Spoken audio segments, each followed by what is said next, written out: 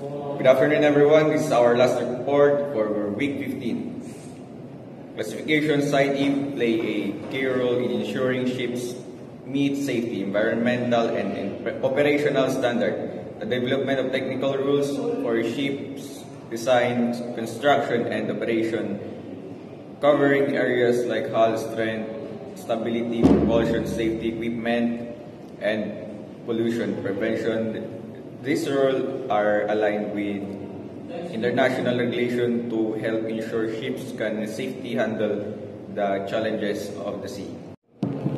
One of their main responsibilities is certifying ships. This includes inspecting ships during construction and carrying out regular surveys throughout their operational life to ensure they meet the required standards. If a ship meets the standards, the society issues a certificate which is needed for legal insurance purposes. Classification Society also ensured ships comply with the international convention like SOLAS, safety, MARPOL, pollution prevention, and the Maritime Labor Convention. Seafarers' right. They provide inspection to check the ship, structure, safety equipment, and pollution control system.